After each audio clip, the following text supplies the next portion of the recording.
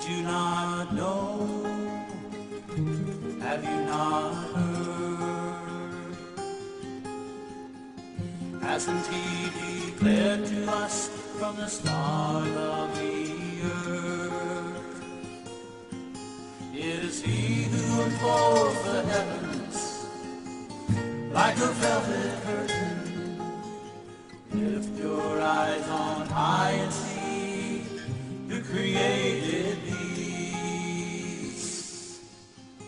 Lift your eyes on high and see who created these. What is his name?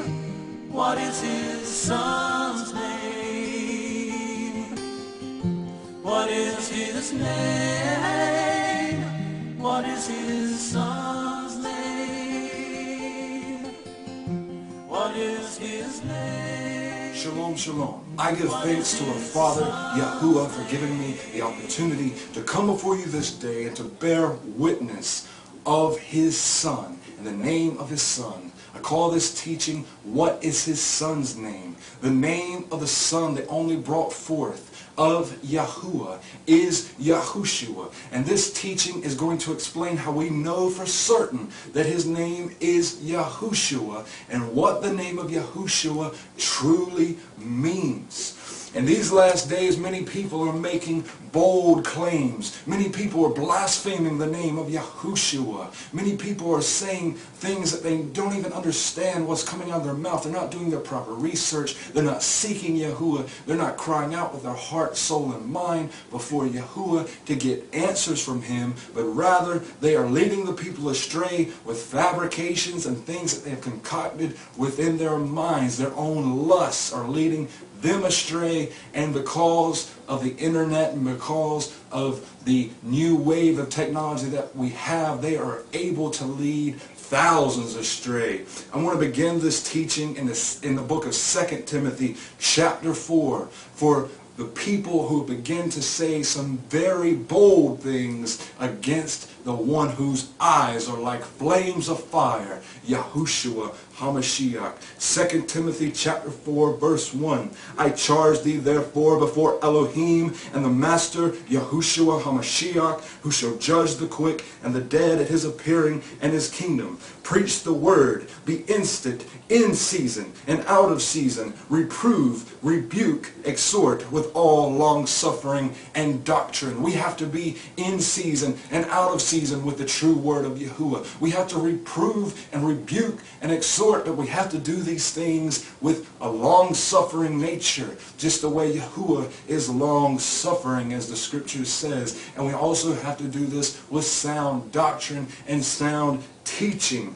It says, for the time will come when they will not endure sound doctrine, and that time already is. But after their own lust shall they heap to themselves teachers having itching ears, and they shall turn away their ears from the truth, and shall be turned unto fables. A fable is a concoction of the human mind. It is a deception, a delusion, something that cannot hold the test of time, something that cannot be proven. It's a fairy tale, a myth. And we hear people in these last days coming up with these fables, these lies, these myths, these falsehoods and fabrications against the great name of our Mashiach, Yahushua. And this is a cry for those people to turn from their sins, repent, profess Yahuwah, and profess His only brought forth Son, Yahushua HaMashiach. In these last days, we see that the people cannot endure sound doctrine. We see this in the example of Christianity. We see thousands of different denominations. They all disagree on all types of things, yet they can all agree on one particular thing, and that is a name, and that is the name J-E-S-U-S. I don't care whether you're Mormon or Jehovah's Witness, or whether you are a Seventh-day Adventist, whether you're Pentecostal, Presbyterian, Baptist, Methodist, all these various denominations that there are, they agree on this name, even though it is common knowledge that the teachers and the preachers of these organized religions, they all know that the name of the Son has never been Jesus. It will never be Jesus, and we know that that name is important. The name of the Son is very important. It's like we've woken up in Bizarro world when we talk to the Christians and the pastors, and they read from the same text that we're reading from about how wonderful the name of Yahuwah is, how wonderful the name of his Son is. They will tell you that that name, J-E-S-U-S, is a name above all. They sing their hymns to it. They evangelize in it. They do all these things in this name, yet when you mention to them that this is not the name, they will tell you all of a sudden, well, it doesn't really matter what we call it. It's amazing how they flip-flop, and actually it's frightening. It's very frightening. The book of Acts chapter 4 verse 12 says this, "Neither is there salvation in any other, for there is none other name under heaven given among men whereby we must be saved." We know that the Son has the name that we must call on, and we must profess this name for salvation. We can find that the name J-E-S-U-S is a hybrid name just by opening up a standard dictionary. All you have to do is look under the letter J and look for Jesus, and you will find very quickly that it comes from the Latin Jesus, which comes from the Greek Jesus, which comes from the shortened Hebrew form Yeshua, which comes from the long form, and they put Yehoshua, and Yehoshua is only vowel pointed to say Yeho to cover up the name of Yahuwah. Okay, so it's Yahushua, and all that etymological breakdown that I just gave you comes from a standard dictionary, and in that dictionary it also correlate the name Jesus to the name Joshua. Now if you look into the preface of some King James versions, which this is just a regular King James version that I happen to obtain as a gift, and if you open it up to book number 6, which is Joshua, you will find in the preface something very interesting. It reads, "His original name is Hoshea, which means salvation," Numbers 13, verse 8. But Moses evidently changes it to Yehoshua, is what it says here. And here you have, in quotation marks, it says that this name Yehoshua means, and they put Yahweh is salvation. We know that the name of the Father is Yahuwah. I've explained this in many videos. We have confidence in the name of Yahuwah.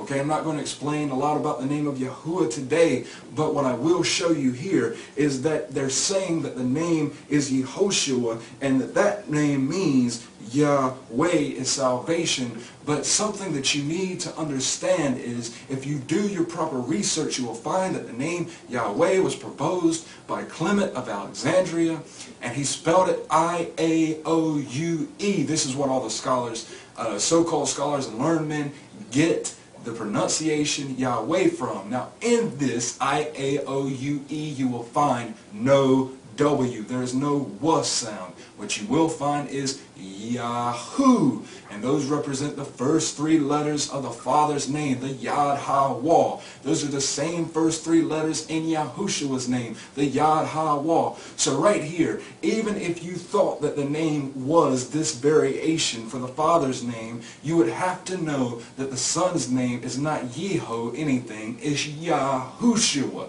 So right here we have proof, even here from this name that's not the true name of the Father, but even that name points to Yahu and Yahushua. Okay, so it also says he is also called Yeshua, a shortened form of Yehoshua, which is Yahushua. This is the Hebrew equivalent of the Greek name Jesus, and there you see in parentheses the J word, J-E-S-U-S, Jesus. And it says, thus is the Greek title given to the book in the Septuagint is Jesus Nios, which means Joshua, the son of Nun. Now, just in this preface alone, we have several names that are listed. We get Joshua, Yehoshua, we get Yeshua, we get Jesus, we get Jesus, all these various things. Now, which one of these names is the great saving name? Because they're not all the same thing, and they're not transliterated from the original full form, Yahushua. And none of these are transliterations to begin with. They are translations. And nobody translates names in our culture today because translating names seems very racist. People know better. You don't see European Americans calling Barack Hussein Obama anything other than his name. You don't find people translating the name of any of the foreign diplomats or politicians from other lands. You just don't see it. It doesn't happen. We have to transliterate names. It's the only way to show respect properly. Now, if you look up in the Strong's Concordance, I've showed you in the dictionary and the preface of a King James Version that this name, Jesus, is originally Yahushua. Now, if you look into Strong's Concordance, it's G2424. And I recommend you get a hard copy, a physical copy of the Strong's Concordance. But if you can't, doing this search for the Savior's name is as simple in these last days as pulling up a Strong's Concordance search engine. They're free online. All you've got to do is type in J-E-S-U-S, the name they say that's above all, press enter, and you are going to pull up this information. It says that this name is Jesus. It's the name of Joshua the son of Nun. It's also the name of the Savior, and it also puts that it's of Hebrew origin. And it tells you that it comes from the Strong's number H3091, and they tell you that is Yehoshua. I'm telling you, that name, where you see Yehoshua, that is Yahushua. That is the correct Hebrew or Hebraic pronunciation for his name. So the dictionary, the Strong's Concordance, it all points to Yahushua. Hands down, we see the name is Yahushua. But we see that this name Yahushua, from it has come all these hybrid names. Joshua, you see in the King James Version. You see Jehoshua. You see Jesus. You see all these variations. A lot of people tell me, well, Mark, I don't speak Hebrew, so I can't call him Yahushua. However, in the scriptures, the name of the false mighty ones, Baal and Ashtaroth and all these deities, their names are transliterated perfectly from Hebrew. And the Christians say the Hebrew phrase hallelujah. They say many Hebrew words. Amen. It comes from a Hebrew word. So they say they don't speak Hebrew. But the name Jesus is not English. It means nothing in English. It's actually a Greco-Romanized, Latinized name. So the question is, Christians, do you speak Latin and Greek? And if you want to say that you speak English, I want to point you to what your King James Version is actually translated from, and that is the 1611 King James Version. When the original King James Version was originally translated, it was in the year 1611, and in this version you will not find the letter J anywhere, because the letter J is the earliest addition, or the latest addition rather, most recent addition to the English language. So you won't find the letter J. It's only about 300 years old. You won't find it 400 years ago in the original King James Version. So the name Jesus is not even in here. You won't find Jesus. You won't find, instead of Joshua, you find Yahshua. Instead of Jehoshua, you find Yehoshua, which is a transliteration of what the Strong's tells you. All right? So you see all these different names. Instead of Jah, you see Yah. Instead of Jehovah, you find Yehovah. So you find a lot of truth in the 1611 version, and you find out how dramatically a letter change affects names and affects the way people think, because you have to take your mind back in time.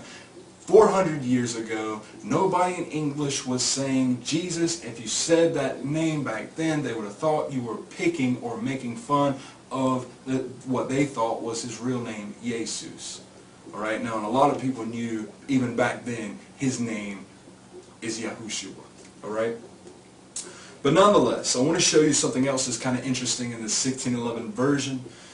If you look up the prophet Elisha, is how they say his name in the Masoretic text. If you look up that name, you'll find out it comes from H474, which is Elishua, which was a son of King David or David. All right. The Shua was contracted to Shah. Now, if you look at the Greek New Testament of the 1611 King James Version, you won't find Elishua and you won't find Elisha, but rather what you find is Eli Zeus, Z-E-U-S. Now, Eli means my mighty one, my authority, the one that I worship. And originally it would mean my mighty one is Shua, which would be pointing to Yeshua, the word which means salvation, and Shua, which also means welfare and deliverance and all these various things, freedom. So it would mean my mighty one is freedom, my mighty one is salvation and all these things, whereas Zeus means my mighty one is Zeus. So they changed the name. And if you look at Acts chapter 14, verse 12, you will see something very prophetic. It says, and they called Barnabas Jupiter. Now, Barnabas' name means son of rest, but it can also mean son of the Father. And if you look up that word Jupiter from your King James Version, you're going to find in Greek it is the name Zeus. And here we see they called the name of the Son. They called the son of the Father Zeus. Barnabas means son of the Father. And they called him Zeus. And then we see that they covered up the Shua part as Zeus in Yahushua's name. And we see Sus on the end in Greek and Latin of what they say is the Savior's name. I'm here to tell you that's not his name. Now, Sus and Zeus are not spelled the exact way in Greek. However, I was approached weeks ago by a Christian who wanted to convert me to J-E-S-U-S, and he was explaining to me about his religion and everything, why I should go to his Circe, or what they call a church. And I asked him about this name, Jesus, and he said, well, it comes from the Greek Jesus. And I said, well, what does Sus mean? Do you have any idea? And I never implied anything. I didn't tell him what I thought it meant or anything. This is what the man told me. He said, it's the name of a pagan deity. And he said it very nonchalant, as if it did not matter. Now, whether it is or whether it is not connected directly, we have to abstain because it's very obvious that they sound the same and people are making the connection, and the Christians even make the connection, but they don't have any issue with it. The reason I have an issue with it is the scriptures themselves say in the book of Exodus 23:13, and all things that I've said unto you be circumspect, and make no mention of the name of other Elohim, neither let it be heard out of your mouth. And Deuteronomy 18:20 says, but the prophet which shall presume to speak a word in my name, which I have not commanded him to speak, or that shall speak in the name of other Elohim, even that prophet shall die. And we know that Zeus is the name of another Elohim. Now, we are not supposed to pronounce this name. It's like profanity to Yahuwah, but the only reason I am is to warn you. The prophets of old, they would use these names only when warning the people. And I'm warning you, do not call the Son of Yahuwah after these blasphemous names. These are not the names. These are names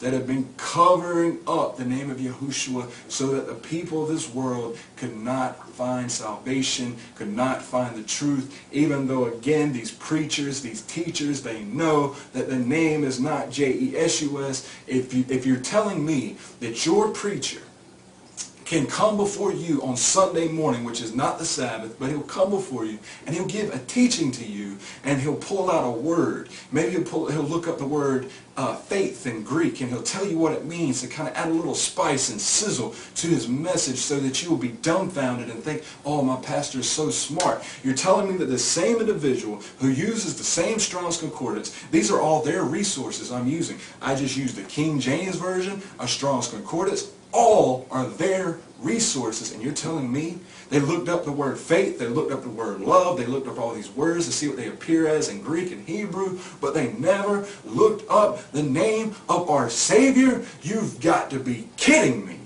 You know better. You've got to know better than that, my friends and my family out there. These men are just trying to make money. They're making a comfortable living. They don't want to jeopardize that, and they definitely don't want to be persecuted for his great name's sake, like the scripture tells us that we should want to be. We should want to be persecuted for his name's sake.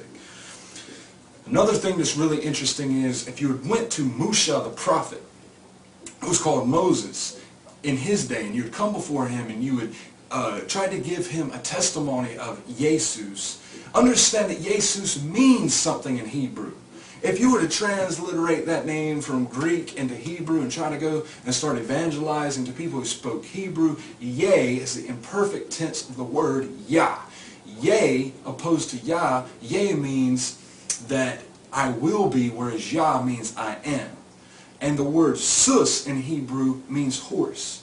So a transliteration of Jesus into Hebrew would mean I will be a horse.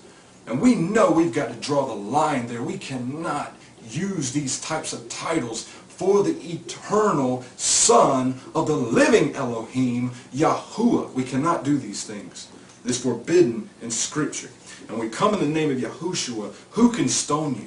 Who can find accusation against you? Because you're not coming in the name of foreign Elohim. You're coming in the name of Yahuwah. Because Yahushua came in the name of his Father. He said, I come in my Father's name and you don't receive me. If another comes in his own name, him you will receive. And he revealed the name of Yahuwah. But the name of Yahuwah is also on his name. The first three letters, the Yah-Ha-Wah. Yahu. Now, I also want to point out, again, I said that people do not transliterate names. You'll notice when you talk to Christians, if you bring up Muhammad, for instance, from Islam, they will say his name in perfect Arabic.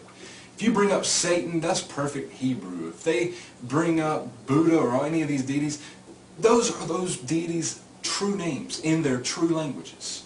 But when it comes to Yahushua, they say that he has the name above all names, that everybody needs to call on this name, that there's just something about that name.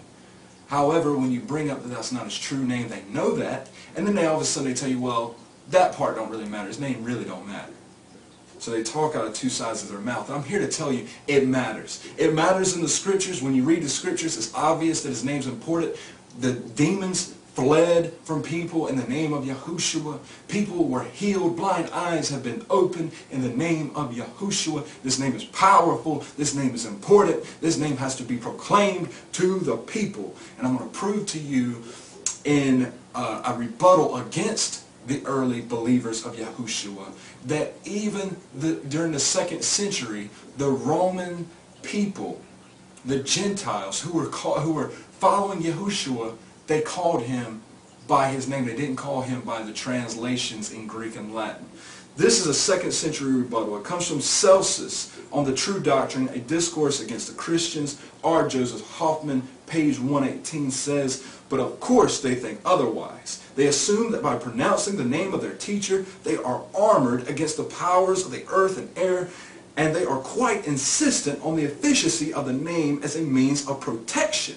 Pronounce it improperly, they say, and it is ineffective. Greek and Latin will not do. It must be said in a barbarian tongue to work. Now, what I want to point out here is Celsus is a Roman man. He is observing people in his own culture who have started to follow Yahushua. And remember that the Gentiles and the Greeks and the Romans called the early believers of Yahushua, they called them Christian, after the title that was already in circulation, because there were many Christs in the Greek culture. However, they called them Christians, okay? And he was observing that these Christians, as he called them, who were really followers of Yahushua, they, even in his own culture, the Roman people who he was observing would not call him by the Latin form, Jesus, or the Greek form, Jesus. It had to be in what he dubbed a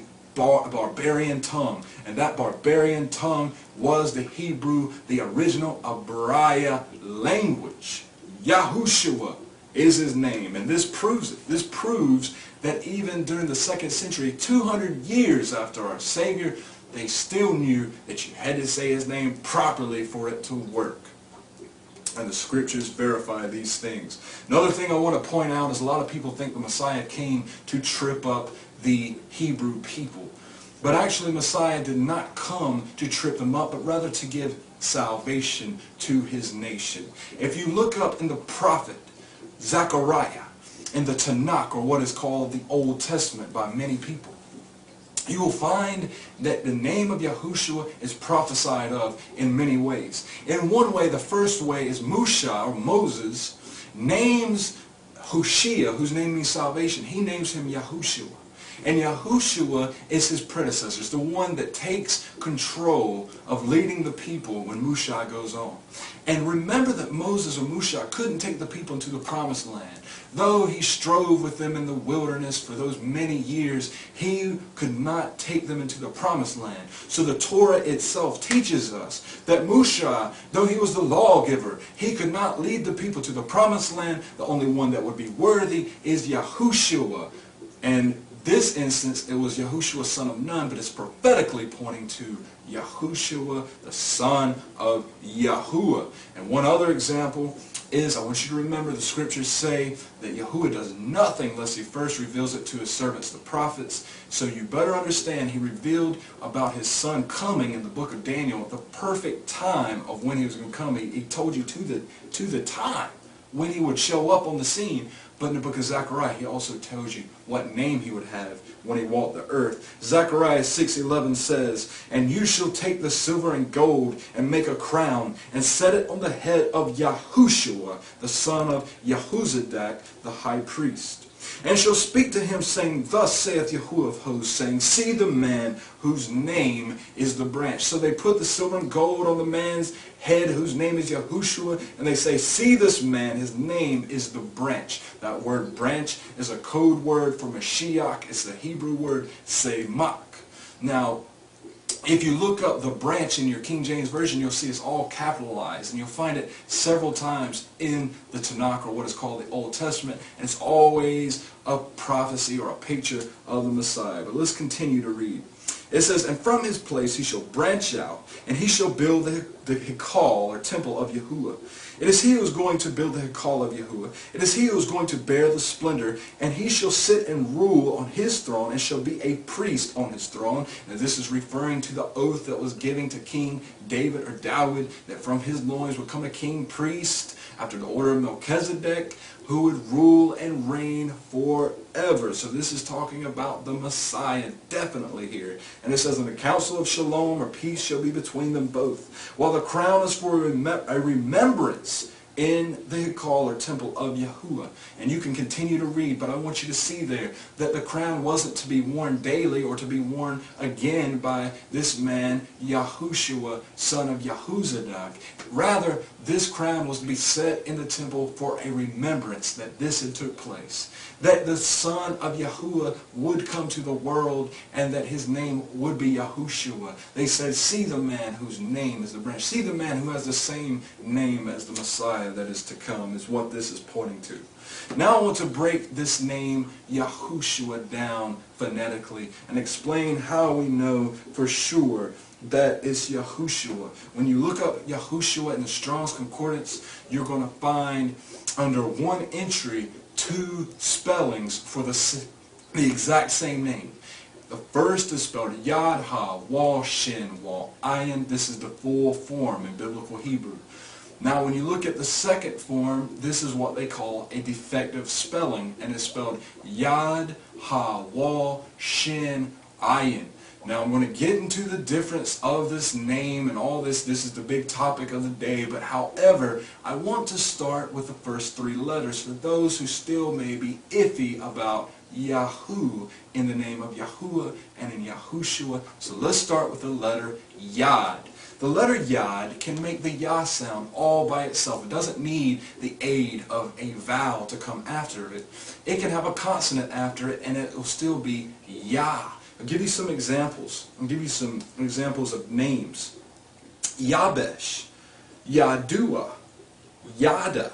Here's some words. Yavin means intelligence. Yaga means earnings. Yagar means to be afraid. And Yasha is the primitive root of the word that means salvation. And also the letter Yad is a word. If you look it up, Yad means hand in modern Hebrew. So it's very important to see that the Yad can make the Yah sound without the aid of any other letters. In Arabic, this letter is actually called Yah. So it's very interesting, all the correlations that are made in the Shemitic languages. But before we go into all these things, let's go to the second letter. We have the Yad that can make the Yah sound, and we have the second letter, which is Aha. Now when these 2 letters appear together, you can actually look this up in the Strong's Concordance. In Hebrew number 3050, Yod and Ha together is Yah. So we know for sure Yah is on the beginning of this name. We know that the word Yah is the shortened poetic form that appears in the Psalms, the shortened form of Yahuwah's name. In Psalm 68 verse 4, you will find in your King James Version, Jah. But if you hear the people in churches, or you go to church yourself, or whatever, if you hear people in America say it, they say Hallelujah. They don't pronounce Hallelujah, okay? So that is Yah, even though it has a J there. And in the 16 and 11, it's Yah with an I. So it's definitely Yah. In Psalm 105:45, you see the phrase, praise ye, and they put the Lord in all capital letters. What actually appears here is praise ye is hallelujah, and here the Lord is the shortened form, Yah. Together it is the phrase hallelujah, which is transliterated perfectly in the Greek New Testament in the book of Revelation, chapter 19, a total of 4 times. We find a perfect transliteration from Hebrew to Greek. It is pronounced Alleluia in Greek, and then it is transliterated perfectly into the English language. So Yahuwah left us all these little pieces of evidences to prove the name of Yahuwah and Yahushua. Okay, and notice that it's not even spelled with a J in English. It's spelled with an I for Yah. It's definitely Yah. All right? There are 137 names that end with Yah. And this can be verified looking through the actual Masoretic text or by going through the Strong's Concordance. I'm going to give you some names that might be familiar to you, the names of some prophets. The first one is Elijah, is what they call him today. His name is Eliah. In the 1611 version, it is Eliah. We see Zechariah. Zechariah's name in Hebrew is Zechariah. Alright? Obadiah is Obadiah. So we see that the Yah is maintained. Again, this happens on 137 different names. They have the combination of Yod and Ha, and it is Yah in their name. The next letter is the letter Wal. Now, the Yod Ha Wal is a direct reference to Yahuwah's name. And we know that this letter Wal is never a consonant when it is combined with the Yod, the Ha, and the Wal. There's not one example in the whole Masoretic text. So if somebody says a name like Yahweh or Yahvah, there's no V in Hebrew at all anyway. That comes from the Ashkenazi dialect of Yiddish and these various things. But anyway, the point is, though, that is never Yahweh Shua. This is Yahoo. And we find Yahoo on the end of 72 names in the Masoretic text. And again, this can be verified in the Strong's Concordance. Some names you might recognize is first Isaiah. Everybody knows who Isaiah's name. His name in Hebraic or Hebrew is Yeshayahu. The next name is Malachi. That is Malach-Yahu. Hezekiah is Yezek-Yahu. So Yahu appears over and over and over all over the scriptures, and so does Yah. It's all over the place. And these are the first 3 letters of the Son's name. It's Yahu.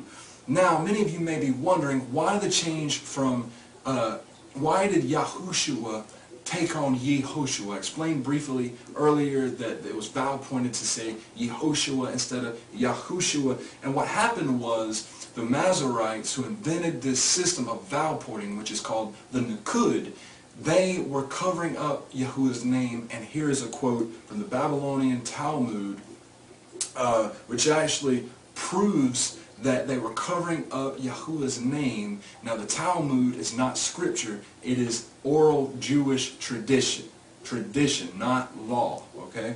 And it says, it is forbidden to read the glorious and terrible name as it is written, as the sages said. Notice not the prophets said, but the sages. He that pronounces the name as it is written has no portion in the world to come.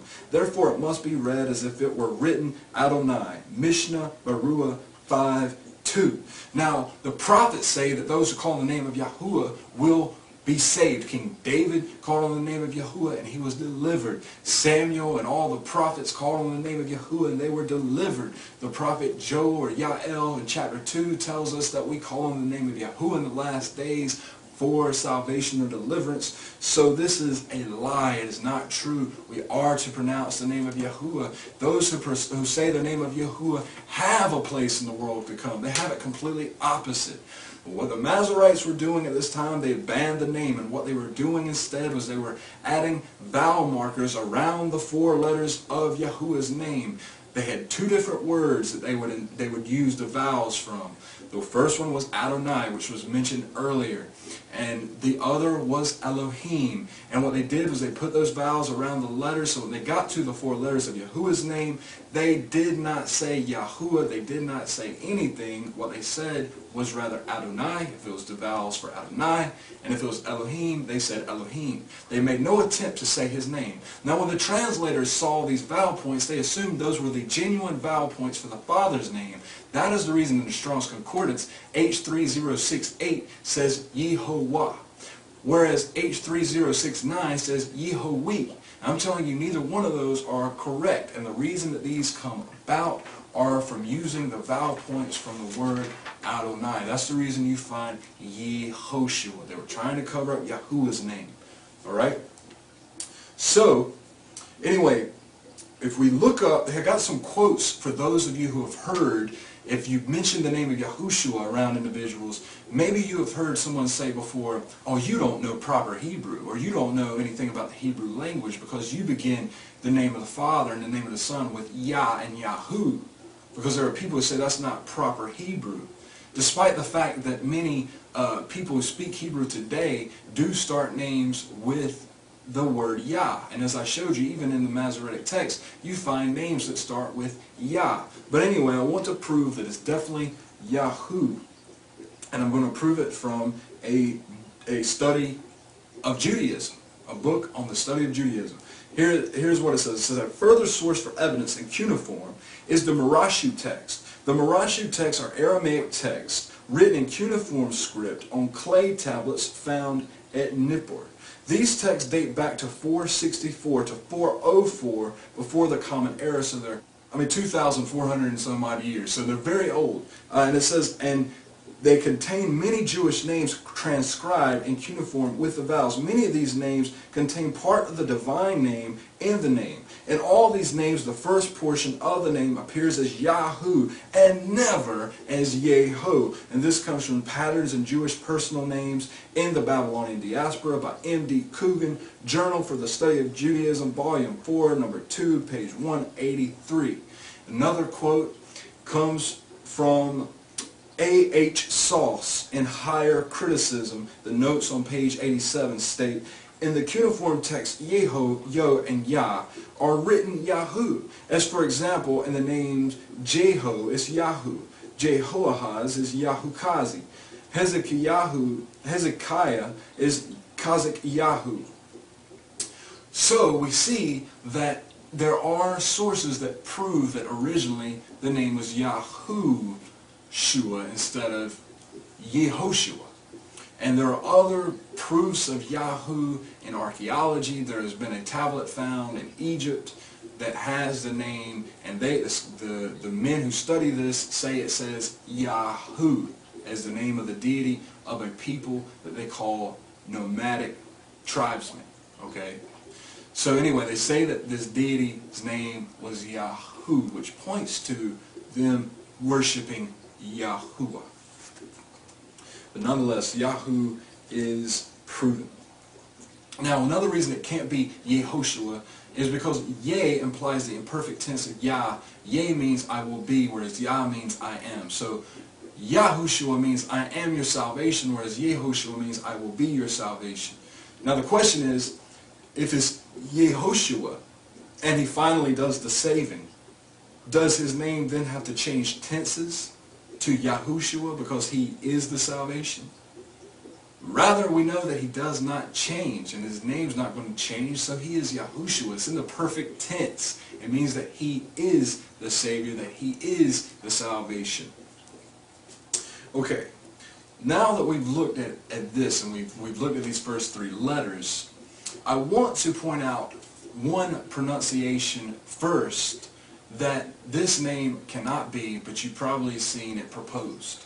And that is Y-A-H-S-H-U-A, Yahshua.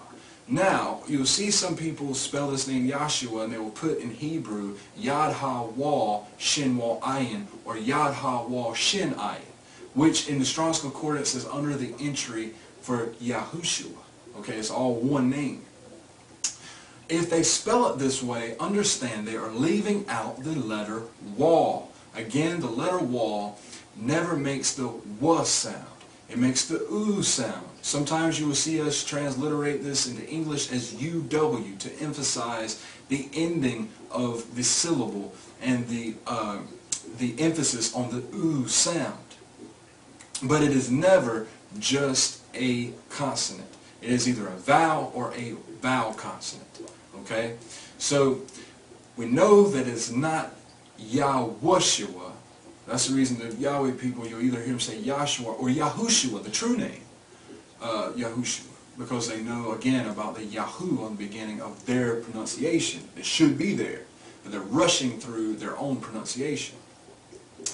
So if they spell it any other way than this, though, there is no Yad Ha Shin Wah Ayin. If you see some, that would say Yahshua. But if you see somebody spell it that way, they are misleading you, they're misguiding you, and I pray that you will please inform them that they are misguided on this subject, because the name is never written that way. So it is not Yahshua. Another thing is, the letter Wah is never silent. I had someone ask me about the name Yahshua. They said, well, can you prove to me through Hebrew grammar rules that the name is not Yahshua, because I heard that the Wah should be silent. So I asked them, can you show me an example of the Wah being silent at all, anywhere in the name? Much less in the name Yad Ha-Wah or Yad Ha-Wah appearing on the name. It's never silent. That letter is never silent. If you're hearing that, that is just from individuals who want to hold on to things that are not true. They're unstable, and these are fabrications. They're lies and they're fables. To be very upfront. Now, I want to look at the form Yeshua, which you have probably heard before. Yeshua actually appears in Scripture. It's Yad Shin Wah Ayin. This is a shortened form of the full name Yahushua, and how we know this is in the book of Ezra and Nehemiah. Ezra makes mention of Yahushua, the same man that's mentioned in Zechariah, around the same time period. The same man who they said has the name of the branch is called in Nehemiah and Ezra, which was originally one book, they call him Yeshua. 30 times in Scriptures it is spelled Yad Shin Wah Ayin. And you see that the Wah is in this form. Okay? That'll be important in a few minutes. But what I want you to see here is that the Yad, again, can make the Yah sound. So this could be Yahshua. This could be Yahshua. This is the only form that could be pronounced Yahshua. And again, we know that Yahshua is still not acceptable, because this is pointing to a man who we see in another book written around the same time frame, the book of Zechariah. His name is Yahushua. Okay, but however, we can't just throw this away. This is important. This is going to be important for other arguments that are manifesting against the name of Yahushua, because this shows us Yahushua. And it shows us the last three letters, Shin Wah Ayin, which is going to be important in a moment. But let's look at Yeshua. Let's look at what it says it means. And again, it appears 30 times in the Masoretic text. All right? It is the Hebrew Strong's number H3443. The root word, it says it comes from 3091, and you see Yad Ha-Wah Shin Wah Ayin, the full spelling of Yahushua. So the root word is Yahushua, okay? And you'll find this in your King James Version translated as Jeshua. And it means that he is saved. Now, something I want to point out about this is, it is said that this is an Aramaic version of his name. Well, in Aramaic there are two words that are predominantly used for salvation. The first one is Purkana, and the other one is Hayah. Now, Purkana and Hayah have no ties to the etymological word or name Yeshua. So Yeshua, it needs to be noted that Yeshua is of Hebrew origin. Now the reason I say this is because the same individuals who come before you and say that Yeshua is Aramaic, these same individuals say that Hebrew or Hebraic is the root of all languages. That all languages stem from the Hebrew language. And they'll point to various words and various things to prove their point. But for some odd reason, these same individuals speak out of the other side of their mouth when it comes to this form. And I'm telling you that this form is important. It's going to be important for looking at the true name of Yahushua. And it shows us something. This form never appears any other way. It's always Yad, Shin, Wal, Ayin. The letter Wal is never dropped. You never find him called Yasha. Well, what you find is him called Yeshua, which I told you earlier could be pronounced Yahshua because this was originally wrote without vowel points. Okay? So, with that in consideration, now I want to look at the passive participle of the word Yasha, which is H3444. This word is Yeshua, spelled Yad, Shin, Wal, Ayin, Ha. Now, variations will either be spelled with a ta instead of the ha, which will make the word plural. It's like adding an S to an English word. And then there's a poetic form, Yeshua Taka. And those are the only forms that you find. Yeshua, Yeshuat, and Yeshua Taka. And again, that's more likely Yahshua, because the root word Yasha has the Ya sound. So more likely it's Yahshua. Alright? But we know that this is the true form that the name comes from, because when they shorten down the name to what they say is Yeshua, which I said is Yahshua, when they shorten it down to that, what they did was they took off the root Yahuwah. They took off Yahu. They leave you with Yeshua. But it gives you, this is a stepping stone of information. You have to use all these pieces of the puzzle to see the whole.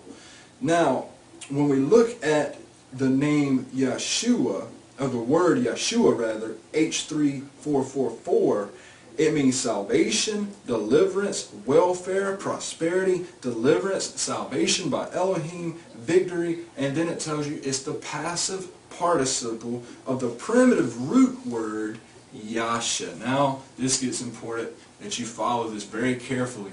I want you to see H3091. You see the full and effective spelling. You see that it says in this, it says that it comes from Yahuwah's name, H3068, and Yasha, H3467.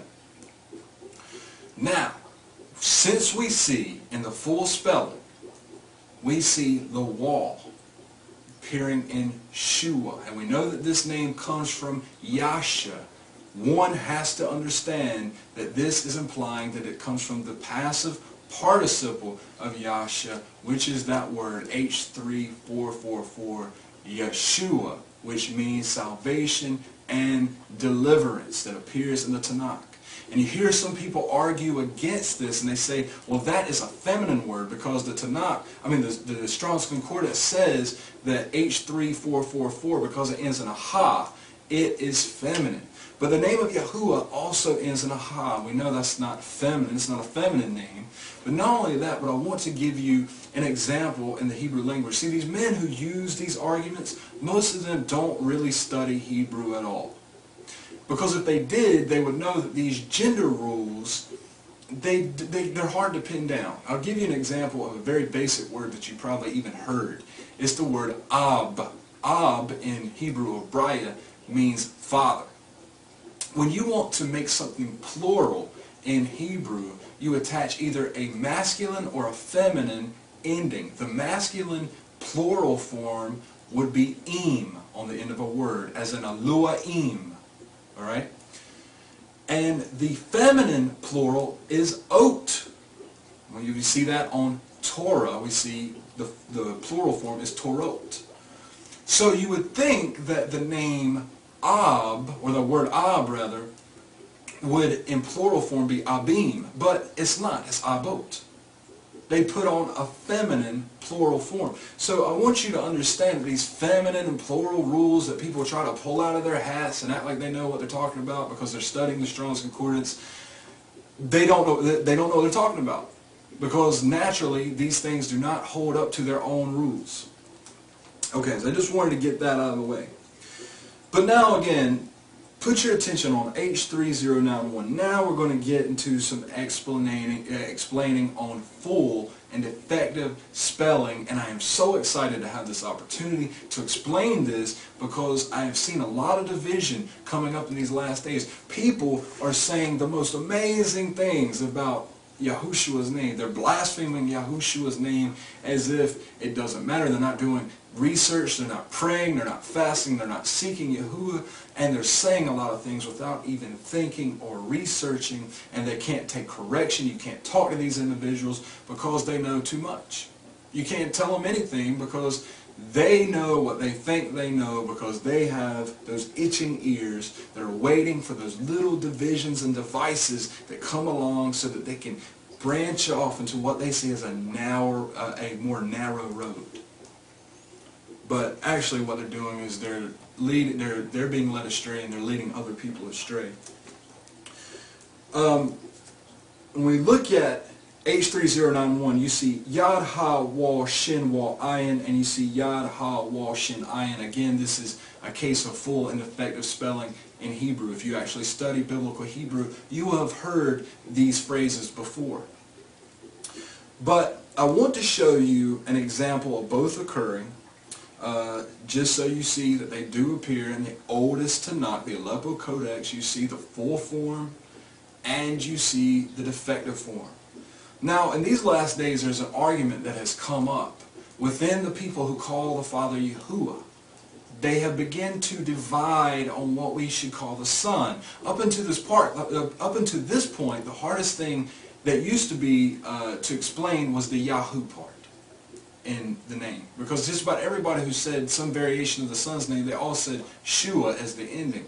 But in these last days, particular individuals have decided that no, the defective form, Shin Ayin, is the true name, and we should transliterate the letters, and that would be transliterated as not Yahushua, but Yahusha. So, you know, the first thing that I'm thinking when I'm seeing this information is these people overnight, a lot of them are coming out with this stuff. They're coming out and they're saying, oh, it's Yahusha because of this, it's Yahusha because of that. And I don't see any of them fasting or praying or taking any time away to just study and to find out what's really going on here. Because when you look it up in the Strong's Concordance, these two names are under one entry, and both spellings, the Strong says, are pronounced the exact same way.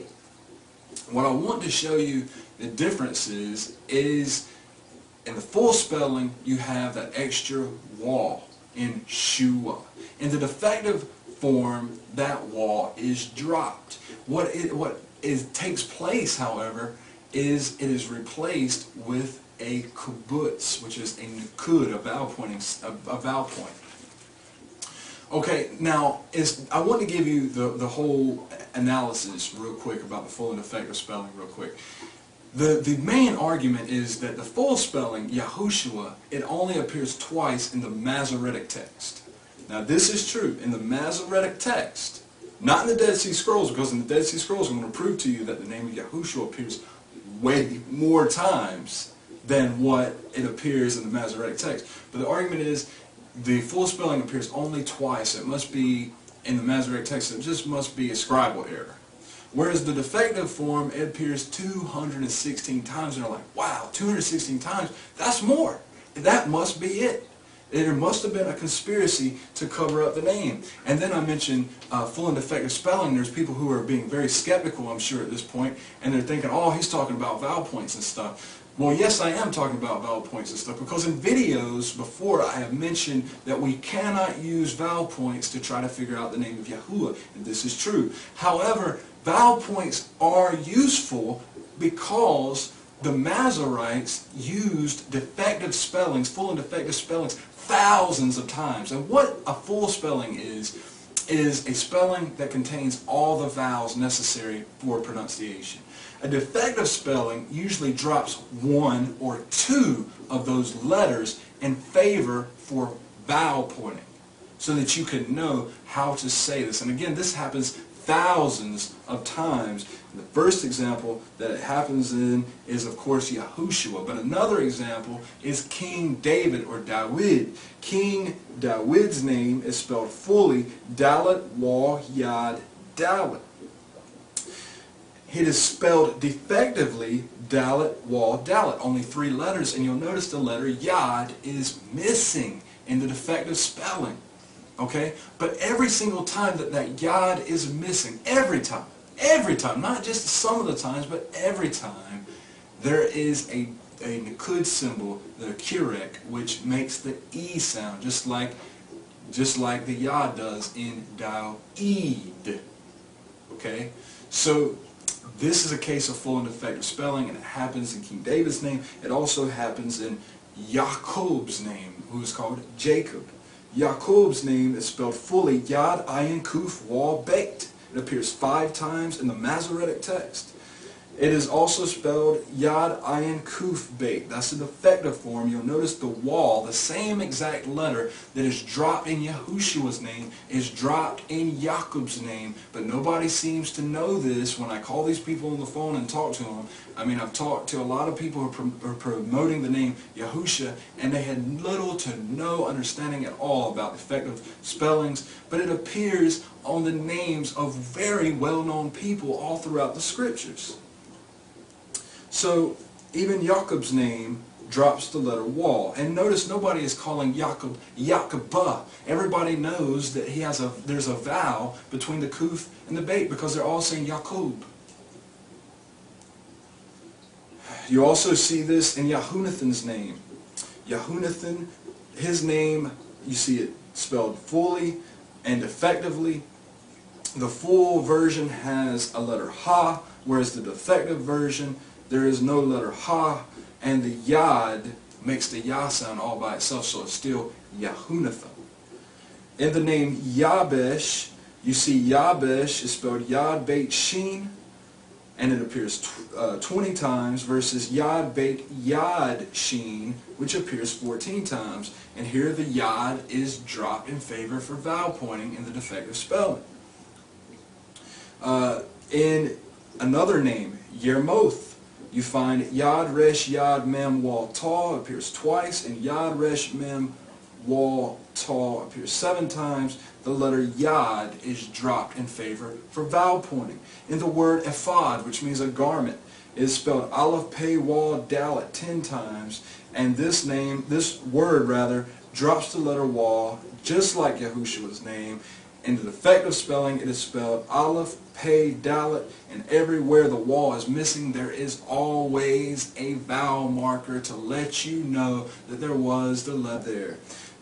The name Yahuzadak also drops the letter Ha, and when it drops the letter Ha, there is no vowel pointing there, because the letter Yad makes the Ya sound. So fully it has a letter Ha. Defectively it lacks that, but it's still Yahuzadak.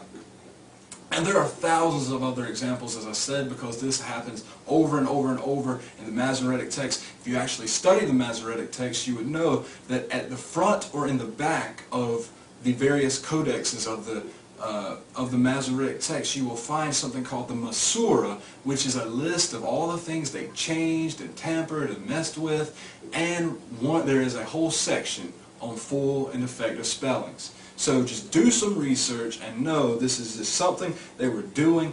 See, the vowel system had become much like their own alphabet. They were so used to using it that instead of writing a whole letter out, they would just throw a dot there, let you know that, yeah, that letter should be there, but we're not spelling it that way. We're going to put a Nikud symbol there.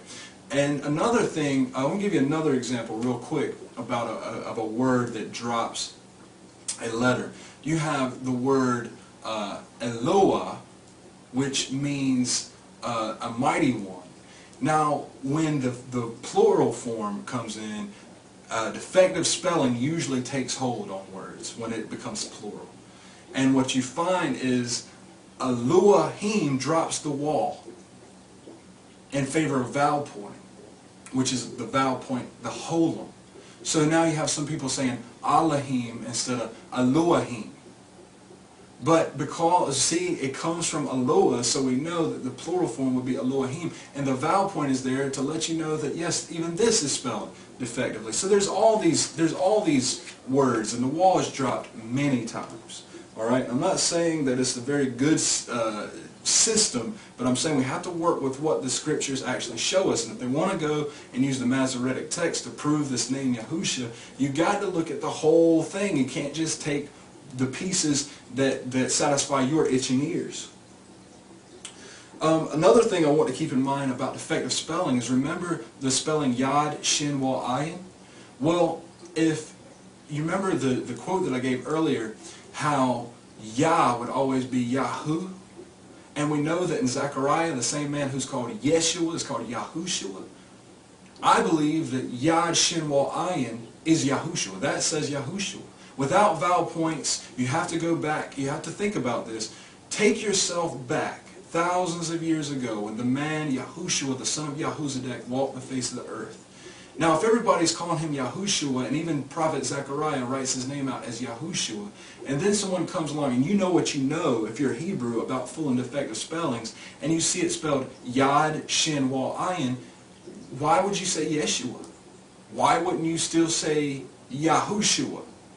So this variant that appears 30 times points us to Yahushua's name. Again, it's spelled Shin, Wal, Ayin. On the end, you notice that the wall is there in this variant, just like it is in the full form. Okay. So some of the things about this pronunciation, Yahusha, I've got to touch on because they're leading a lot of people astray with misinformation. The biggest claim is that the 2 times I said that the full spelling appears, that's just a scribal error. Now, if that's a scribal error, then what about the time where he's called Yeshua, which is Yahshua, and I said that it's also Yahushua? Why is it that the wall reappears? Why isn't he just called Yasha to make things more simple? Why is it that every time it's spelled defectively, the 216 times, why is it that it always has a kibbutz vowel point? Why is it that we have thousands of full and defective spellings, so many full and defective spellings within the Masoretic text that I don't even have the time to go through them all with you. I mean, we're talking about thousands of instances here. So it can't just be a scribal error. There's more to it. You can't just throw out 2 verses that have a spelling when we're talking about the Son's name. You can't just throw that out and throw out all the other information. One of the claims that I've heard is, it's amazing how bold and brave these individuals are to make some of the claims that they make. One of the arguments is that Yahushua is some type of curse. Because if you look up Shin, Wal, Ayin in the Strong's Concordance, you actually find several entries all the way from H7768 to H7774. You find all these variations. They say that they're pronounced in different ways and stuff like that. But when you look it up, all of these words generally mean to cry out for salvation, for freedom, or it can mean liberation and wealth. Now what I want you to keep in mind is the Strong's Concordance doesn't say that the name Yahushua comes from Shua. It says that it comes from Yasha. In the passive participle of Yasha, they insert a wall. That's how passive participles work in Hebrew grammar. They insert a wall, it becomes the passive participle. So if it comes from Yasha, then it's the passive participle form of Yasha. So I still agree that the name Yahushua does come from the primitive root Yasha. But something you need to understand about Yasha is Yasha being a primitive root, it generally takes on additional letters. One variant that appears in the text is when you look at in a Strong's Concordance software and you look up Yasha, you'll see that it supposedly appears a couple hundred times. But when you actually begin to read each of the verses, you'll find instead of Yasha, generally you find the variants, one being Hushia, Ha, Wal, Shin, Yad, Ayin. So you find all these variants of Yasha, and you'll notice that Yasha generally, there is some type of vowel that's inserted between the Shin and the Ayin. That's the reason when I see Hoshea's name spelled Ha-Wah-Shin-Ayin, the way it's spelled in the Masoretic text, is vowel pointed to say Shia instead of Shah. And I believe because of the variant form of Yasha that appears very, very often, Ha-Wah-Shin-Yad-Ayin, that his name is Hoshea, because that's how you say this variation of Yasha. But anyway, I just had to point out some of that so I can get into their claim that Shua means some kind of curse or some kind of crying out, because we're saying that it does come from Yasha, it's the passive participle. You just got to do some research and you'll see you can't throw out the letter Wah. It's there. It's documented, okay? But the thing that's disturbing is, one, they're being dishonest. They're not telling you about the passive participle of Yasha, which is Yeshua. And two, they're also telling you that this name, Yahushua, because Shua means to cry out for salvation, that it means that Yahuwah cries. And that Yahuwah doesn't cry, and Yahuwah is not a wimp, and he doesn't, all these various things. They try to say these silly arguments. And a lot of these people have gone as far as to blaspheme the name of Yahushua because of this, just because of the variance of spelling. If you look up this word Shua, and it means to cry out for salvation, for liberation, for freedom, and all these various things, I want you to ask yourself, is Yahushua, Yahuwah's son, is the son of Yahuwah not a cry out for salvation? A halu, which means a crying out for salvation? Is he not deliverance? Is he not welfare? Is he not liberation? Is Yahushua not, is he not all these things? They try to point out a scripture that says he will not cry out. When you look up that word cry out in the book of Isaiah, you'll find out it's not even Shua. It's not even related to the same word. It's a completely different word. They point out all these different things. They try to make it out to be a bad thing. Another thing that I've heard mentioned is that Shua comes from the word Shin Wal Aleph, which is H7723. If you look up this word Shua, it appears in the book of Exodus chapter 20, where Yahuwah says, I will not leave the one guiltless who brings my name to nothing or vanity. That word is Shua, or the Strong's Concordance says it's pronounced Shaw, Shinwal Aleph. But the argument is it's related to the name of the word Shua, Shinwal Ayin. Okay, that's what they're saying. Now, if you have to go by that alone, I want to give you some words in English that sound the same, but don't mean the same. And we know when we look at etymology of these two words, they're not related. Shinwal Aleph is not related to Shinwal Ayin. But anyway, in English, for instance, if I say, I want to go over there, implying a direction, notice the word there, opposed to if someone owns something, I will say it is theirs. Or if someone is doing something with someone else, I will say there, as in they are. The word for can mean I'm doing something for someone. It can also mean the number 4. There are 3 variations of the word to. You can have too much of something. You can go to the store, and you can buy 2 things from the store, a number. So just because words look the same, sound the same, does not mean that they are related in etymology. And you'll also notice that these people who tell you this about the word Shua, a lot of them are very dishonest. They'll tell you that word is Shinwal Ayin. If you look it up in the Tanakh, it's definitely Shinwal Aleph. It's a completely different word. And something else that these people fail to mention is Shah is a Hebrew word. It's spelled Shin, Ayin, Ayin, and it means to look upon, please, or fondle. Now, I'm not going to use that as part of why not to say Yahusha, because I am not going to be dishonest like these people are. But I want to point out that they're being very dishonest. They're not mentioning these things. You're leaving out certain pieces and adding to certain pieces.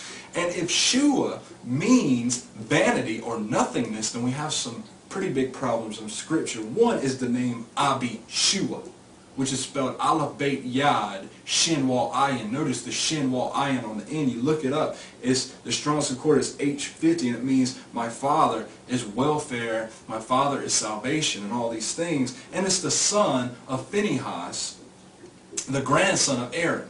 Now you know that Phinehas wouldn't have named his son Abishua if Abi means my father, and Shua means destruction or desolation or vanity or any of these things. So you got to see that they can't be related. Why would Phinehas name his son that? I mean, it would be a curse on himself. All right, it doesn't make any sense. And then if you look up the name Elishua, which is Aleph Lamed Yad Shin Wal Ayin. Shin Wal Ayin is on the end. It's H474. This is a son of David, son of King David. Now, I want you to notice that King David, the scripture says, is a man after Yahuwah's own heart. He loved Yahuwah, his Elohim. All right. Now, if Elishua, Eli means my mighty one, and Shua means is welfare and salvation, that makes sense. Because we know that King David loved Yahuwah, and he would have named his son something that meant glory to his El, his mighty one, Yahuwah. All right? But if Shua means what these people say with their misinformation, that it means vanity and destruction and desolation, then King David, when he named his son Elishua, he was cursing Yahuwah. Now how in the world could he have a heart that was after Yahuwah if he was cursing Yahuwah that way? So you have to use proper dividing of the scriptures and looking at these things completely.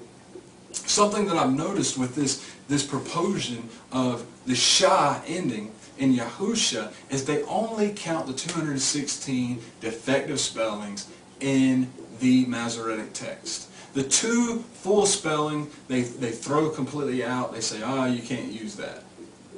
But I want you people to see how we, who call the name Yahushua, count these.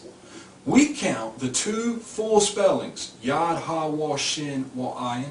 We count the 216 times it's spelled defectively because of the evidence that I provided about full and defective spelling, and because of the point that all 216 times you find this name, you always find the same vowel point, the kibbutz, that gives you the Shua ending.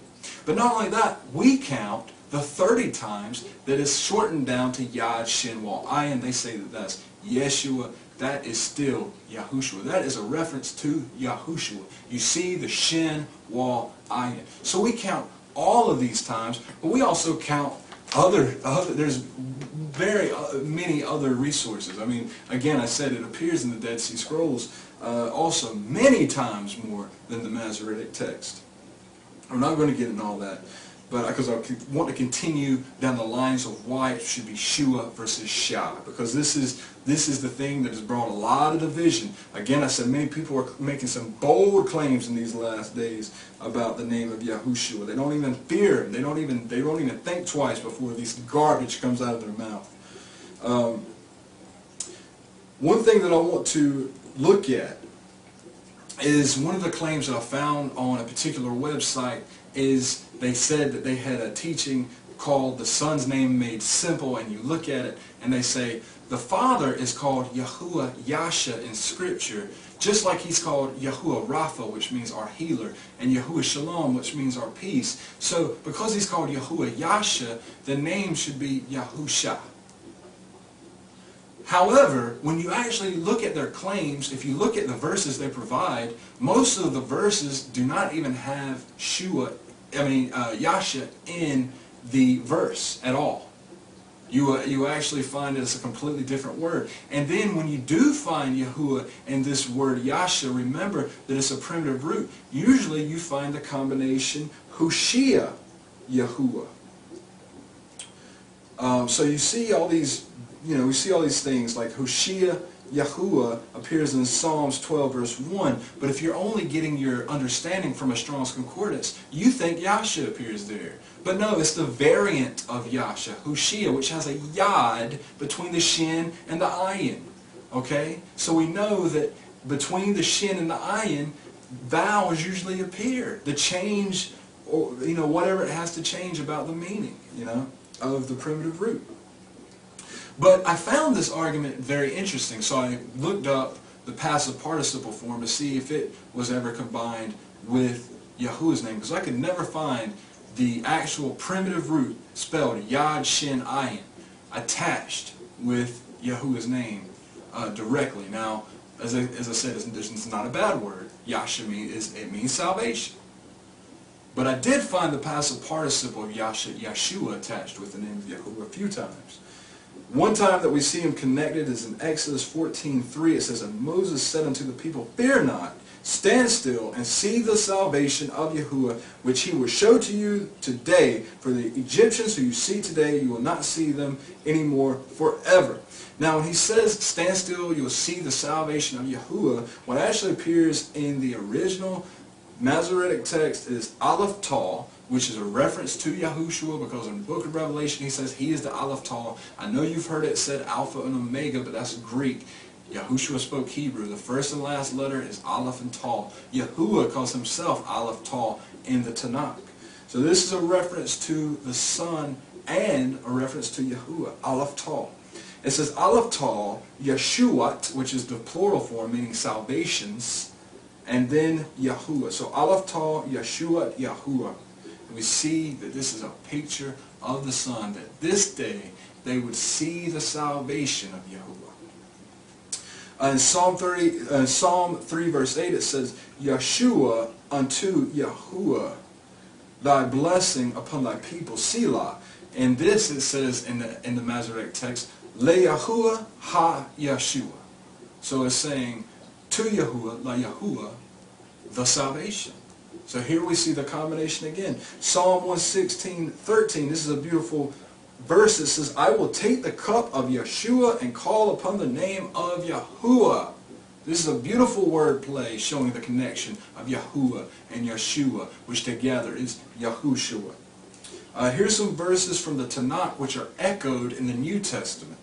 Isaiah 52 verse 7, How beautiful upon the mountains are the feet of him that bringeth good tidings, that publisheth peace, and bringeth good tidings of good, that publisheth. And it's the word H3444, Yeshua, the passive participle form of Yasha. So it says, how beautiful are the feet of those who publisheth, who bring good tidings, that publisheth peace, that bring good tidings of good, that publisheth Yeshua, that saith unto Zion, thy Elohim reigns. And we know the New Testament says how beautiful are the feet of those who bring the good news of peace. And it quotes from this verse. So when Paul wrote this, he was using a word play, just as Yeshayahu or Isaiah did, and he was talking about the feet of those who publish and bring Yeshua of Yahushua. Okay? Isaiah 59 verse 17 is another example of this happening. For he put on righteousness as a breastplate and a helmet of Yeshua, of salvation, upon his head. And he put on garments of vengeance and clothing, and was clad with zeal as a cloak. Now we know Paul said to put on a helmet of salvation, which is, he was saying put on a helmet of Yeshua, which was a prophetic picture of putting Yahushua as your head. And here's a brief list of some more examples that you can look into in your own time. So we have all these connections with the passive participle Yeshua and Yahuwah. We see that it seems to verify Yahushua. We have all these proofs of Yahushua, but I want to give you some more. I want to show you in some Shemitic languages that Yahushua's name never has the Shah ending.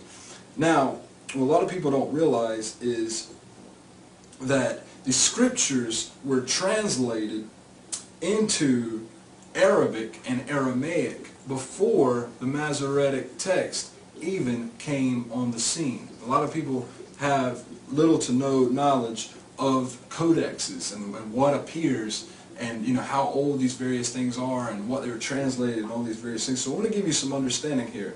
What you see here is the Aramaic Peshitta Tanakh, which predates the Leningrad Codex. The Leningrad Codex is the Masoretic text that your Old Testament was translated from. It predates this by about 400 years.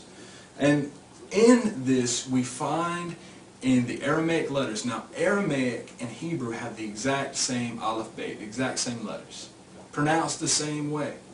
The only difference is they have different words. They don't have the same words, but they have the same letters. And we see in this old Aramaic Peshitta Tanakh that Yahushua's name is spelled in Aramaic. Yod, which they call Yod, is Yad. Shin, which is a Shin in Hebrew. Wall, which is that letter Wall that everyone's wondering about. And Ayin. You never find a variation. So this is what they say is Yeshua. But this again is Yahshua. It could be pronounced Yahshua because there's no vowel markers on this name in Aramaic. And again, we know that this is really Yahushua. Okay? In Isaiah 36, just to give you some understanding about the importance of Aramaic, because this is a stepping stone to getting this truth. Isaiah 36 verse 11 says, Then said Eliakim and Shebna and Yoah unto Rabshakeh, Speak, I pray thee, unto thy servants in the Syrian language. If you look it up, that says Aramite, which is Aramaic. For we understand it, and speak not to us in the Jews' language, and this is Yahudit. And it says, in the ears of the people that are on the wall. So the people knew Aramaic also, some of it. So Aramaic was intertwined in the culture. However, we know that the proper language that was used during Yahushua's time was Hebrew. I'm going to give you some explanation, but first I want to show you a few more examples. This is John chapter 6, and you see Yahshua, Yod or Yad, Shin, Wal, Ayin, 6 times in various places. Here's an example from the Khabouris Codex. From Matthew 1:21, you see Yahshua. The colophon on the Khabouris Codex claims to be a duplicate of an original translation that was dated 100 years after the great persecution of Nero that took place in 164 of the Common Era. It's carbon dated to be 1,000 years old, so it's just about as old as the Leningrad Codex as far as carbon dating. And here again, you will never find in any of these manuscripts Shah as an ending. And this is a Shemitic language. And they have the same aleph-bet. They have the same letters. Okay? You won't find Yahushua, but you will find Yahshua with the Shin Wal Ayin. Okay. In the book of John 19:19, it says, And Pilate wrote a title too and put it on the stake, and it was written, Yahushua of Nazareth, the sovereign of the Yehudim. Many of the Yehudim therefore read this title, for the place where Yahushua was impaled was near the city, and it was written in Hebrew, in Greek, and in Roman. So it was not written in Aramaic like these scholars say. They say that Yahushua didn't speak Hebrew, he spoke Aramaic, and because of that his name was Yeshua instead of Yahushua. Okay, that's very silly argument, and I'll get into some of that in a moment. But first, I want to look at another Shemitic witness from the Arabic Codex 151. This codex is the oldest Arabic codex. This was translated from the Tanakh, all right, and it dates to 867, so it predates the Leningrad Codex by a couple of hundred years. And here you find it spelled in the Arabic letters, and this is what they're called in Arabic, Ya, not a Yad. In Arabic it's called Ya, Shin, Wal, Ayin. Now the Shin, sometimes you find a variation where it's not vowel pointed to be Shin, it's vowel pointed to be Sin. So sometimes you have Yahshua, which is how they actually say it, or Yahsua. Now in some dialects of Arabic, the Ayin is slowly becoming silent. So you hear a lot of them say Yasu or Yashu, okay, but the ayin is on the end in Arabic, and it's even called ayin. And again, notice Shin, Wal, Ayin is never Shah in Arabic in the Tanakh or the New Testament scriptures. That again, they predate the Masoretic text.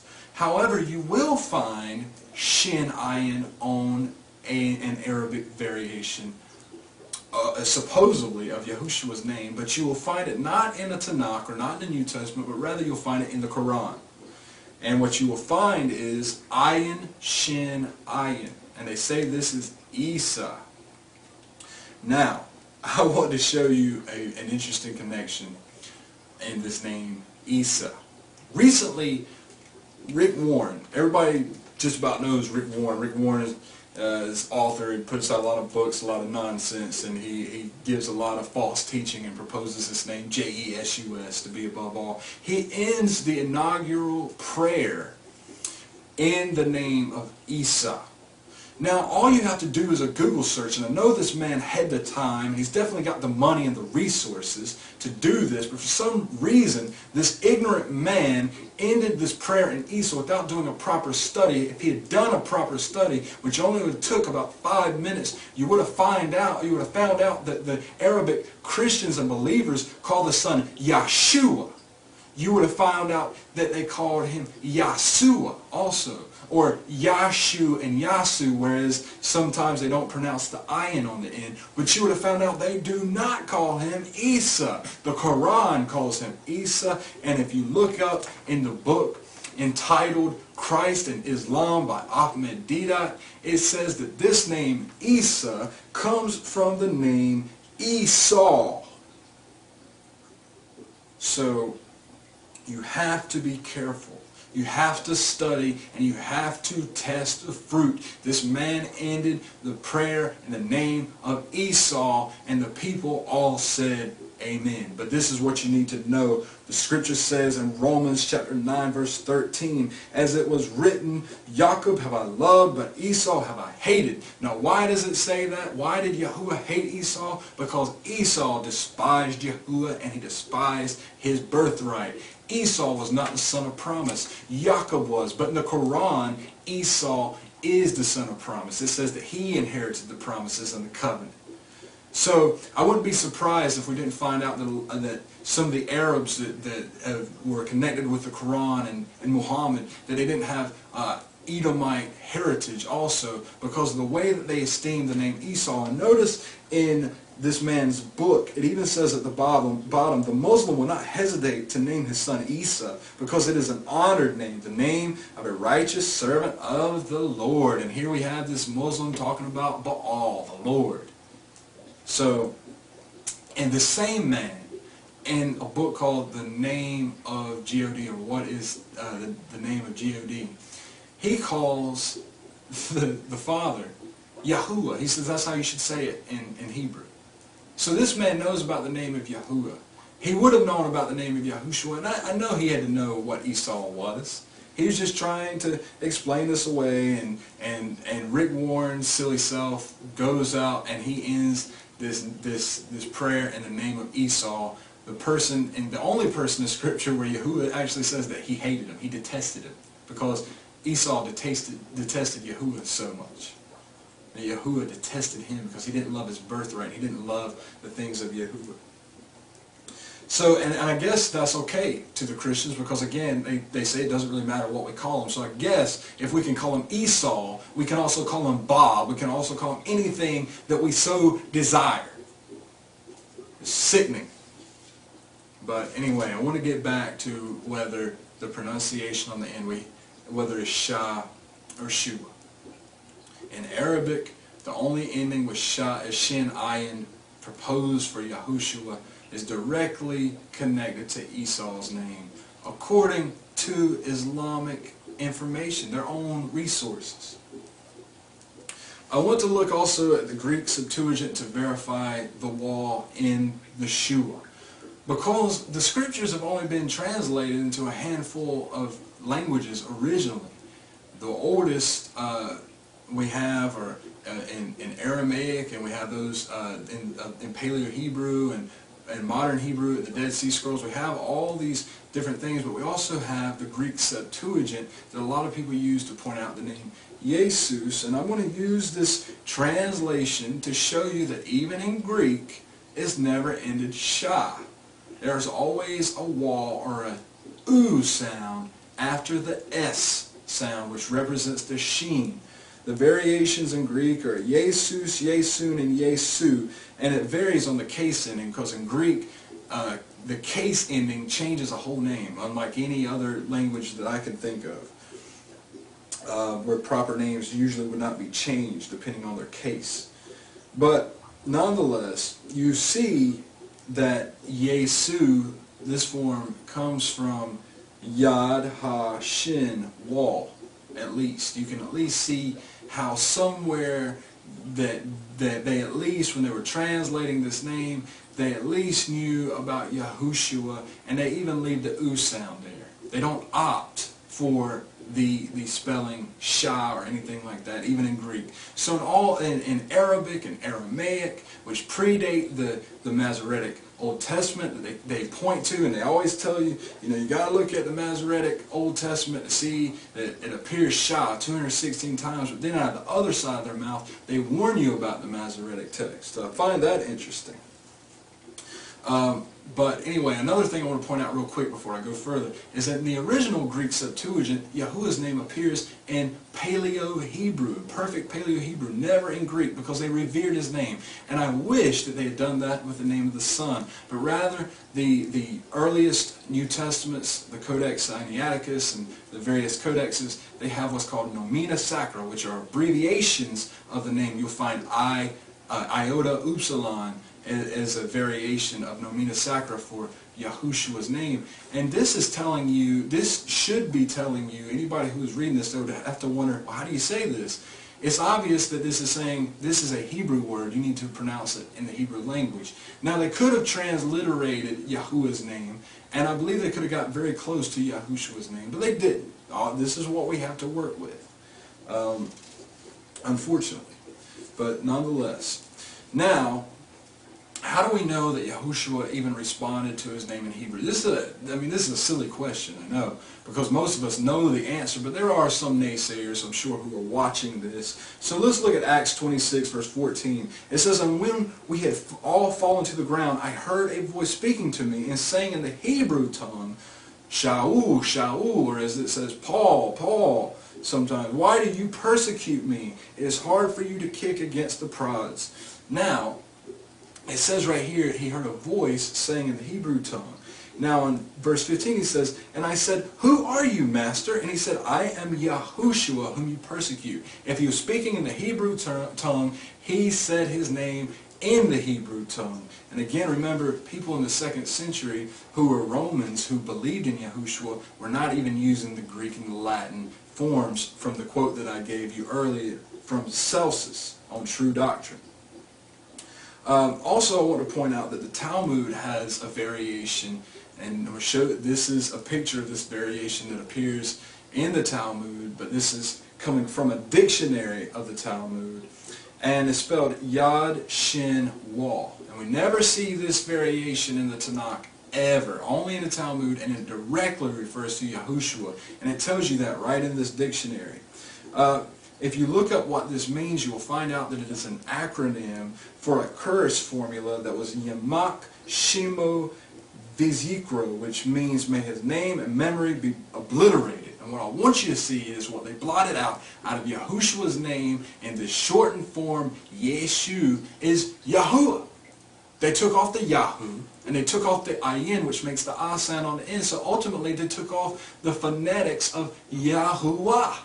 They took it off of the name. So the name that they were talking about being obliterated and blotted out was the name of Yahuwah's name. And they blotted that off of the Son's name.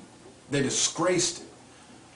Now, this is interesting, though, nonetheless, because if you look up in the Talmud, they have some things written about Yahushua. Some people ask me, well, how do you even know Yahushua existed? Well, if anybody wanted to deny him walking the earth, wouldn't it have been the people who wrote the Talmud?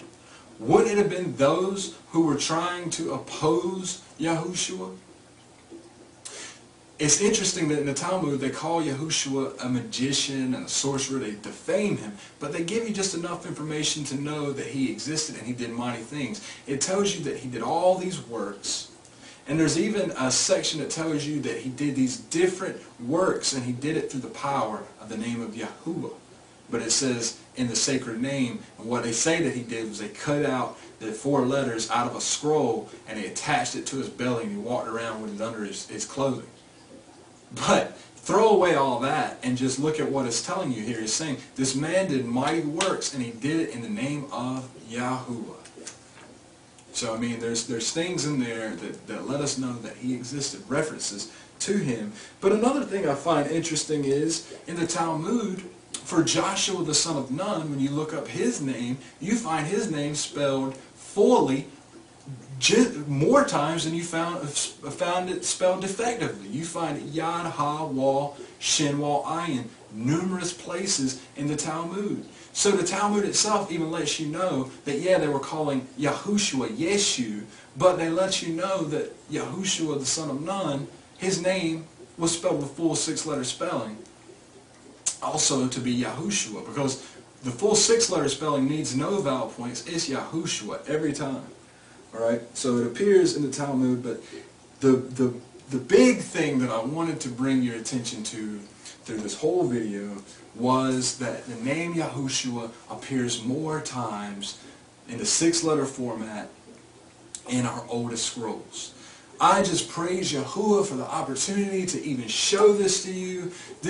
I'm going to show you right now a picture of the name of Yahushua. Here you see Yad, Ha, Wal, Shin, Wal, Ayin. Full 6-letter spelling. And this comes from the book of Joshua in the Dead Sea Scrolls. It dates to a century before this era, before Yahushua walked the earth. So this dates a century before he even walked the earth, and this shows you there's no vowel points because it's in the Dead Sea Scrolls, and that is definitely Yahushua, and it appears in the book of Joshua chapter 6. Now this was sort of hard to get a hold of because the Dead Sea Scrolls are hard to access right now. It's hard to get in to search them, but they will be online soon, and what I've said in this teaching that the name is Yahushua will stand the test of time when people begin to look at it. Because what's interesting is the Masoretic text, the name, the full 6-letter spelling never appears in the book of Joshua. Never, not once. And this is definitely from the book of Joshua chapter 6. We received this directly from the Antiquities Department over in Yisrael, where they have the Dead Sea Scrolls.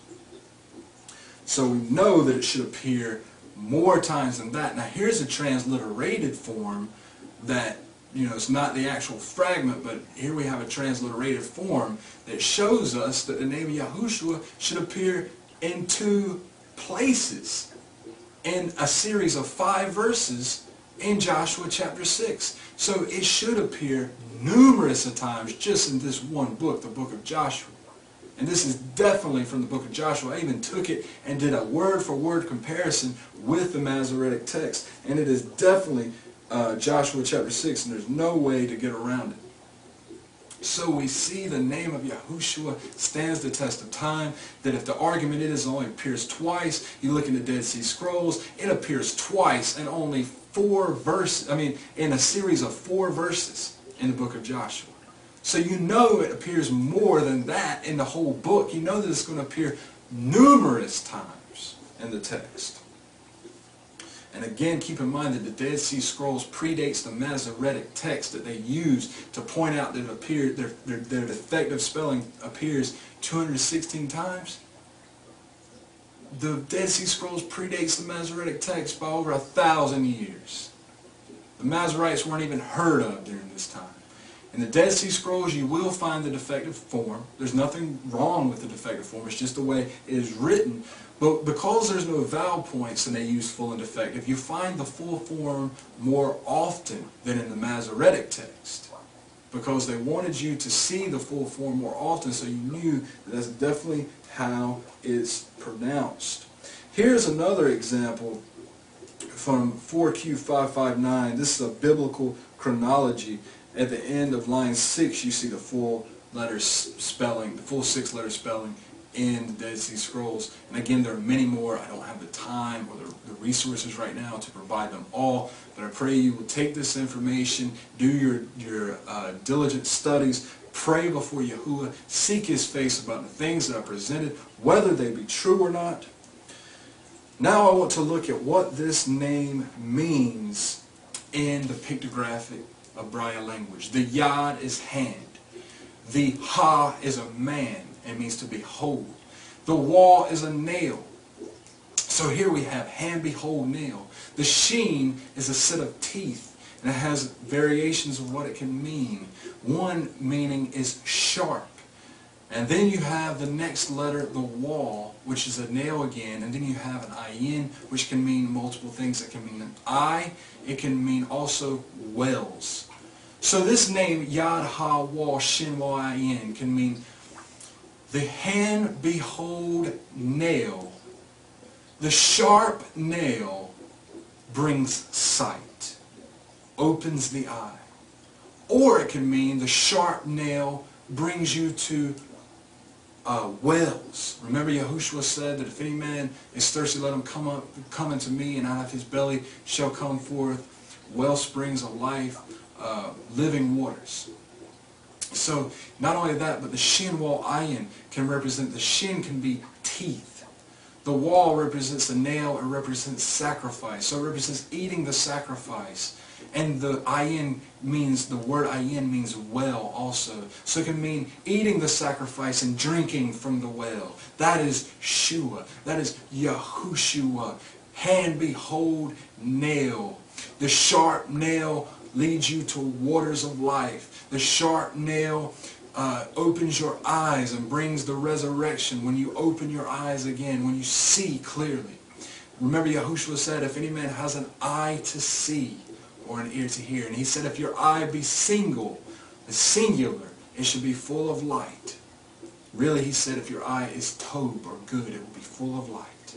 So we see these different things. This is what Yahushua's name points to, and notice that it points to Yahuwah's name.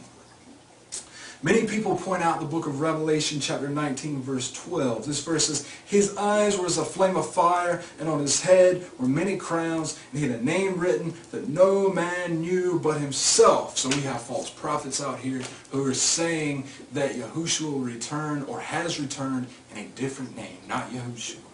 But when you look up this word, it's the word Ido in the Greek, which means perceived. Now that's completely different.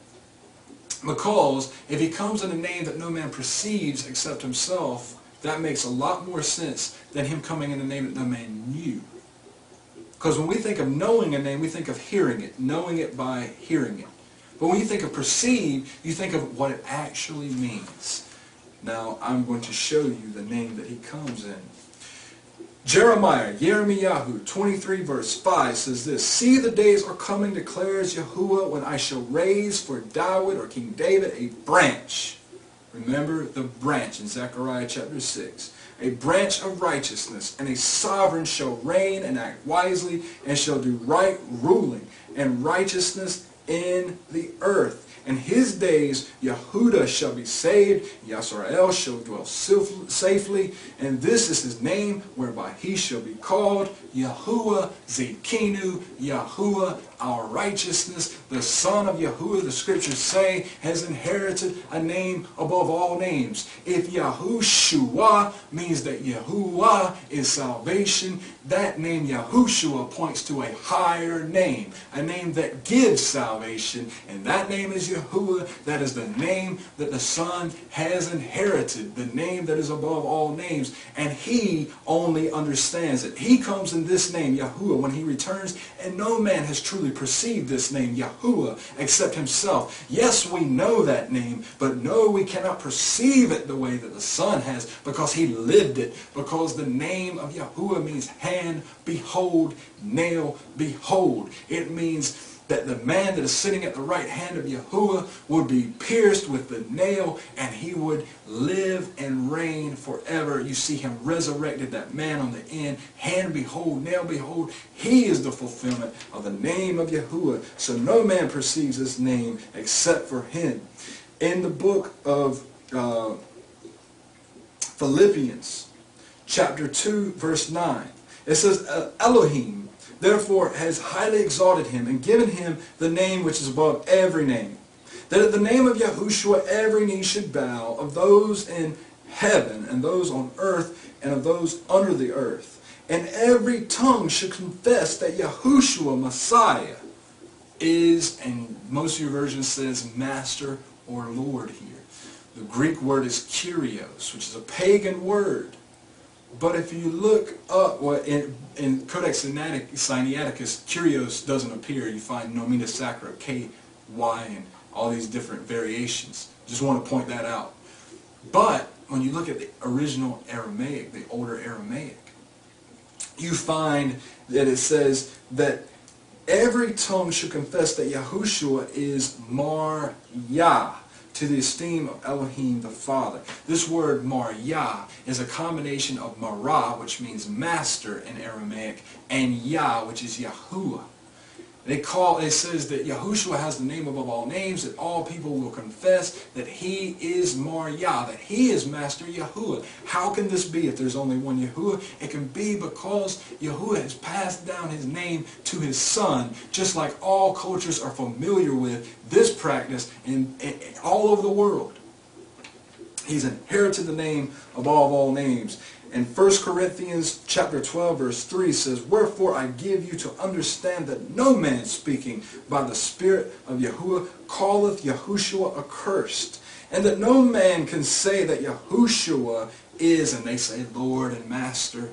It says Kyrios and KY and all these various things, but in the Aramaic it says Mar Yah, that no man can say by the Ruach that Yahushua is Master Yahuwah, except by the Ruach HaKodesh. Because Yahushua has inherited the name above all names. That name is Yahuwah. However, we must profess and proclaim the name of Yahushua because it means that Yahuwah saves. We know that the name of Yahuwah must have been on the name of the Son when he walked this earth, and that he's inherited that great saving name whereby we must all call on for salvation according to Yael chapter 2, Acts chapter 2, Romans chapter 10.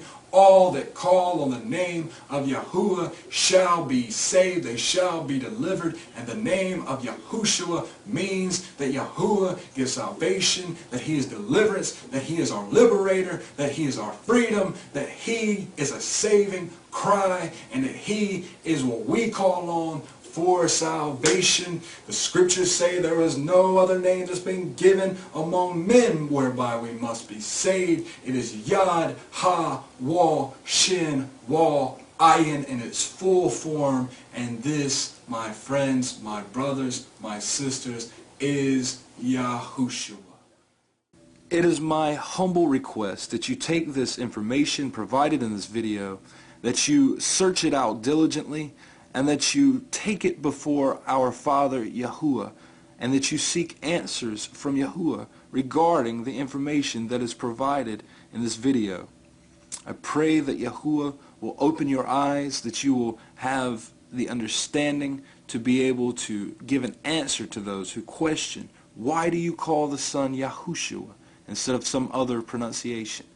And I also want you to remember that the name Yahushua points to a greater name, a name that is above all names. That name has been inherited by the Son, and that name is Yahuwah. So I pray that you just keep these things in mind, that you will seek our Father Yahuwah regarding his Son Yahushua, who has inherited the name above all names, and I pray that Yahuwah will see you through to the very end, because the Mashiach will come again. Shalom, shalom.